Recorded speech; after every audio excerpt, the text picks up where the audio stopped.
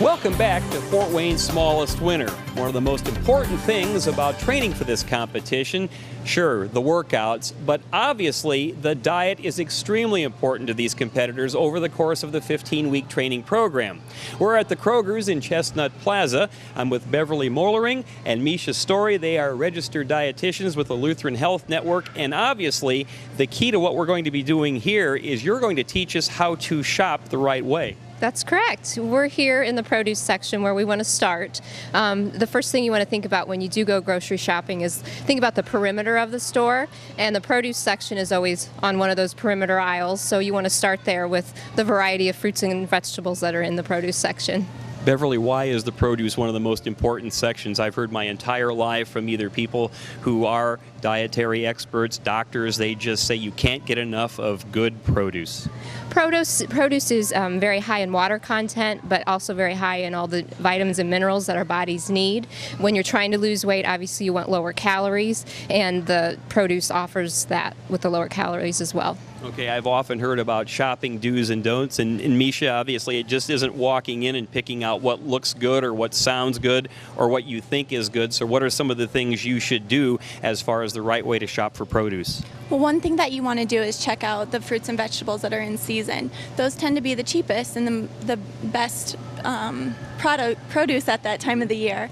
Another thing to do is just get a variety. You want a lot of fruits and vegetables of different colors because then you get a lot of different nutrients in those different colors. So choosing the proper produce then, I would suspect they kind of complement each other and then kind of work to fuel your body, but then do the right things so that you are, I guess, burning fat and calories? That's right, that's right. You want a lot of fruits and vegetables to fill up your plates because they help keep you full, but they don't give you a lot of calories along with it. Off to a good start with some great advice from the produce section.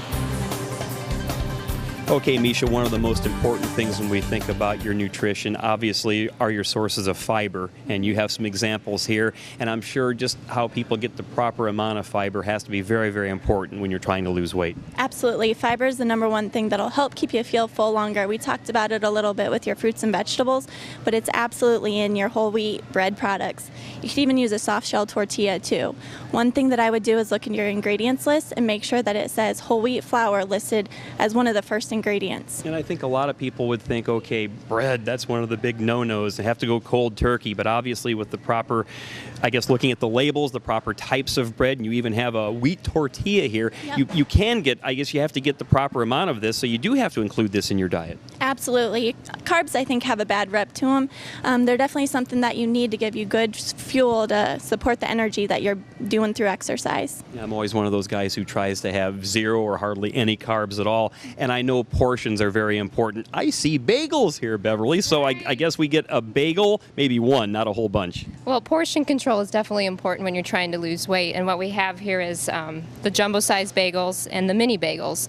The mini bagels, one is about half the amount of calories as one of the large bagels, so when you're looking for weight loss, you want to minimize portions, and going with the smaller portions is your best option. And I would suspect you can't rationalize by saying, okay, I've got this little mini bagel. You can't slather it with all sorts of good stuff. Just kind of open it up and eat your bagel. Right. You can do fruit preserves instead of the fruit jelly, or a low sugar preserve to help with some of those less calories. And again, is it one of those things where people just kind of get it in their mind, I can't have this stuff, but basically you can, as long as you're talking about moderation? Right. Portion control and picking the higher fiber foods, like Misha said, with your grain products here. Make sure you have portion control, but do make sure you also get your fiber. Okay, this is something I really need to know because, if anything, I am a meat lover, and I just always have been baffled about, am I eating the right meat? What meat is good for me? I have to think that meat and beef is somehow essential to your diet, but too much of a good thing, so how do you know when you're choosing the correct meat? Sure. When we're looking at ground beef, a lot of people are getting into grilling season with hamburgers. You want to look for ground sirloin or ground round. That's going to be the leaner cut of the beef. If you want to opt for a turkey option, go for something with the ground turkey breast, because only the white meat will be used in the making of that versus just a plain ground turkey. You want to make sure you have ground turkey breast. So turkey and chicken, are those pretty good substitutes if you're not going to go as far as with the traditional type of beef? Exactly. The other thing, if you want to do something vegetarian for like a beef option, you could always do the grilled portobello mushrooms, going back to the produce section where we're getting our fruits and vegetables. And Misha, I'm a milk lover, and everybody always says yogurt is good for you. So just talk about the do's and don'ts as far as milk and just how good yogurt is for you. Can yogurt be your friend? Absolutely, yogurt can be. It's a great snack for you. What I have here is a Greek all-natural plain yogurt. It's non-fat, so you're missing out on the saturated fats from your dairy products. It's a great snack. You can add some fresh fruit to it, mix it up, maybe some fruit preserves in there too, and it's an excellent snack for you, and you're getting a lot of good protein. With your milk here, you want to do skim milk always. Cut out as much fat as you can. You're saving about half the calories going to skim milk from what you would in whole milk. Well, I'll tell you what, I have learned an awful lot just doing this little tour here of Kroger. I'm sure everybody in the smallest winner has well, and our viewers at home. Misha, Beverly, thank you so much, and we'll be back with much more of Fort Wayne's Smallest Winner. Stay with us.